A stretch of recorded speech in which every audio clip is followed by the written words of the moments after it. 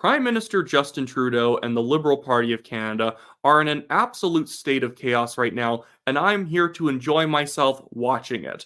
Ever since their embarrassing by-election loss in Toronto St. Paul, a riding that they literally held since 1988, and even in the dog days of the party with Michael Ignatieff were able to retain, the biggest tell that things are not going so hot inside the Liberal Party after this loss is seeing all of the Liberal Party officials and MPs coming out and telling us that everything's completely hunky-dory inside the party. We have total confidence in Justin Trudeau, and we're focused on fighting for Canadians. No, you guys aren't. Everything's obviously not okay. You wouldn't have to keep sending people out to tell us this if it was apparent to everyone that actually the Liberal Party is completely stable. And although this was a loss, the Liberals are still, holding to Justin Trudeau as the charismatic leader that they need in 2025. This is all happening. All this gaslighting is happening at the same time that we see reporting coming out like this. Liberal MP George Chahal, among 9 MPs, demand immediate caucus meeting to discuss extremely concerning by-election loss. MPs say dozens in caucus are in support after Liberal MP Wayne Long says the Liberals need new leadership and a new direction. You know things are bad when people are agreeing with George Chahal and Wayne Long, some of the more loserish Liberal MPs that are currently in the Liberal government. I believe both of them are just backbenchers at this point because of how much they've embarrassed the party or how little they've ever proven themselves. And think about how little you have to have proven yourself to not been able to make the Liberal Party cabinet. Like, the only other people I can think of who are so incompetent that they can't make it in there are people like Mark Garrettson. There's other MPs, not just George Chahal and Wayne Long, saying that Justin Trudeau needs to step down. Former MP and Cabinet Minister Catherine McKenna came by and said that, it's kind of time for Justin Trudeau to take a walk in the woods. Nate Erickson Smith, who also runs a podcast at the same time, he's a Liberal MP, in his show, in the nicest way possible, said, yeah, maybe for the good of the country and the party, Justin Trudeau should, consider a different career and step down. It has not been good, to put it lightly. And what's even funnier is seeing all of these Liberal Party MPs now having to come out and say, no, don't listen to what the media is saying that I said. I never said that Justin Trudeau is a bad leader. So we have Rob Oliphant here saying, to be clear, neither Justin Ling nor editors of the Toronto Star verified comments supposedly made by colleagues about me. I can often be disgruntled, ask anyone, but that does not mean I have wanted or ever suggested a leadership review. Who knows what motivates some colleagues? And even then, he's even basically saying, yes, this is talk happening inside the Liberal Party. Colleagues of mine are using my name in order to push for a leadership review. And let's be clear, Rob Oliphant right here is lying. He 100% probably called for a leadership review. He just didn't want that to be public knowledge yet. Then we have Stephen Guilbeault also coming out to deny that there's any problems inside the party. I want to just quickly read this here. One of the more sycophantic Liberal MPs and cabinet ministers to Justin Trudeau, who, again, just by the statement, just by the fact that the statement has to exist in the first place, is proving that there's chaos. Nobody thinks that things are great when you have to put out statements like this. But anyways, Stephen Guilbeault says this right here. I ran to be a member of the Parliament in 2019 because I believe in the Liberal Party and the Prime Minister's tireless and progressive leadership. I remain as convinced now as I was then that the Prime Minister and the Liberal Party of Canada are the best positioned to deliver the change that Canadians elected us to deliver during the last election. One-sided conversations taken out of context do not reflect the open and honest exchanges that I routinely have with my caucus colleagues. As I have said publicly many times, Prime Minister Trudeau has my full support, and I will continue to work and support Canadians. Dude, it feels like Stephen Guilbeault wrote this with a deer rifle put up against the back of his head. All of this is so clunky. It's so bad inside the Liberal Party, it's hurting Jagmeet Singh.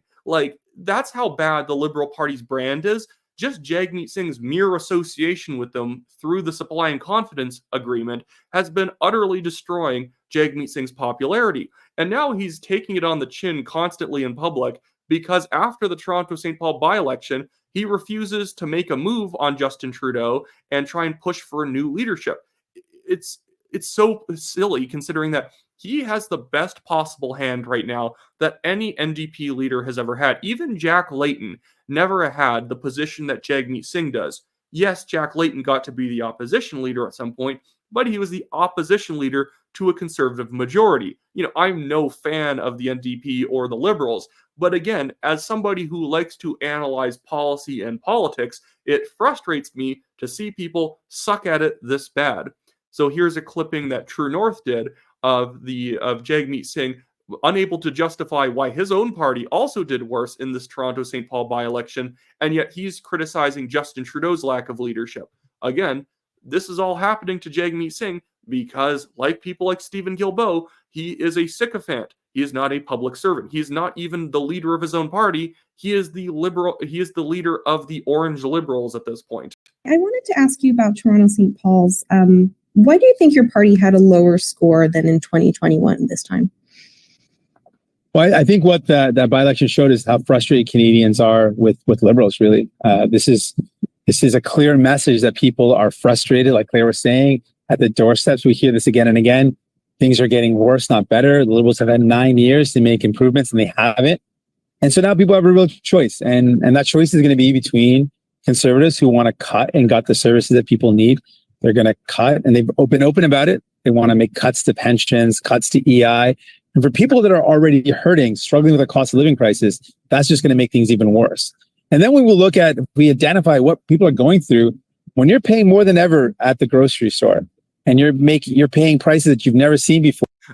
He's like losing his train of thought so hard right now because he was supposed to say it's a choice between the Conservatives, and then he says a bunch of things about the Conservatives, and I guess he was supposed to probably say the NDP because people don't like the Liberals anymore. But I just quickly I don't need to bring it up on screen. You can take my word for it. But the NDP did worse. The NDP did much worse in the Toronto St. Paul by-election than they did in 2021. In 21, the NDP got 16.83% of the vote. Back in 2019, they got 15.78. Back in 2015, they got 14.72. So they're usually around the mid-teens. It's a riding that they probably don't put a lot of focus on. They can't win it. So they basically just throw like some token money at it to look at least half decent.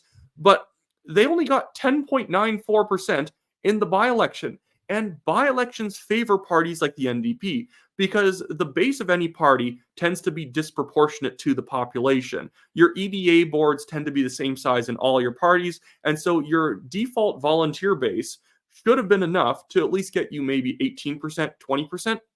By his own admission, people are tired of the Liberals, and yet he's somehow not benefiting from that at all. On the other end of that is a CEO that's been ripping you off. And if we give corporate Canada even more power, they're going to rip off people even more. Your prices are going to continue to go up. So the way we deal with that is let's bring in changes to the rules that actually protect consumers, protect Canadians. And we're the only party that's talking about that. And I understand all that, but clearly people made a choice and they clearly did not choose the NDP this time around. So concretely, how are you going to reverse the situation in time for the next general election? Well, there's a number of things we've got to do. One is we got to make it clear to Canadians that the Liberals have been in power, and you've been in power. What are you talking about? This is so pathetic that nothing has anything to do with Jagmeet Singh ever. Like, I made a video on him, like just talking about Jagmeet Singh's character a while back. The man has an inability to take responsibility, even worse than Justin Trudeau, I'd argue. Even in this case right now, he's talking like passively, like he has nothing to do with the NDP. But if I was an advisor, what should the NDP be doing? You failed to do that. Why are you still the leader? You lost 2 elections and you're about to get clobbered in your third in 25. And when I say lost, I'm not just saying because he didn't win government. Obviously, the NDP is a smaller party, but he's only been losing ground. I think he technically picked up a couple seats in 21, but even then, I think their percentage of the vote basically stagnated. They just fluke won a couple fringe seats. Jagmeet Singh is the worst politician I know. It's pathetic watching him. But I like now we see Liberals online attacking the dissident Liberal MPs because the party has trained people to be cult members, to just eat up anything Justin Trudeau says. And if someone says different, then they're an evil, fascist, racist, conservative. And so now we see Liberal supporters online attacking these Liberal MPs. This man right here says, Larry Douglas, Wayne Long, backbencher MP from St. John's, elected on Trudeau's popularity in 2015, now wants Trudeau to resign. The stupidity here provides fodder for anti-Trudeauers like Coin, Fife, and Post Media, as well as CPC grifters. Someone should resign, and it ain't Trudeau with friends. Like, goodness. I love it. I love these people now having to like reverse and like take part in a circular firing squad against their own side. I like this Gail woman who was freaking out after the by-election and the Liberal Party's waning polling numbers, saying, y'all are prepared to give this up? How about $10 a day childcare? What about the Canadian child benefit? Your right to abortion, ability to retire at 65, LGBTQ2 rights, your weed, elect Conservatives and kiss all this goodbye. And it's like, you've been in like a sealed off chamber for too long, Gail. You got to realize half of those things didn't actually come about in terms of they're bloated programs that don't work, that nobody likes. And with a lot of those other things, which right of LGBTQ people are the Conservatives going after? Have the Conservatives put forward a full-on abortion ban proposal? Have they done any of this stuff? Like, I'm pro-life. I would hope that they would pass some pro-life stuff. But what are we actually scared of here? That they might ban sex-selective abortion? You'd have to be a flat-out goblin to think that sex-selective abortion is a totally above-board thing to take part in.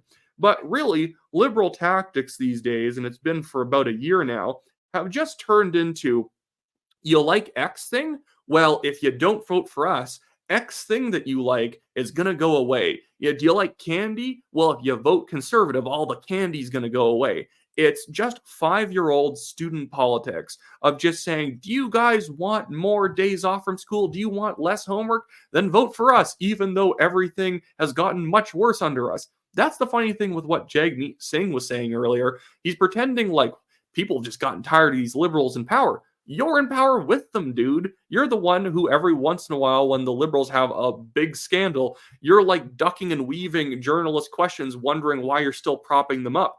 Those questions would not be answered if you weren't taking part in this tango with Justin Trudeau. You kind of are on a date with him at this point, and whatever he's doing, you're doing too.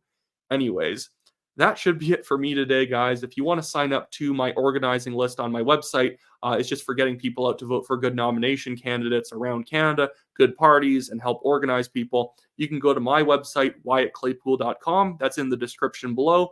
And if you want to donate to my legal fund, that's also in the description below in the Give, Send, Go link. It helps really like take the burden of cost off us if you guys donate and help us be able to reinvest some of our money into the actual shows and content we put out, rather than me having to put a large portion of my money away fighting this frivolous lawsuit that a Chinese billionaire developer filed against us, which in 2.5 years, he still hasn't even produced any evidence to prove that we defamed him.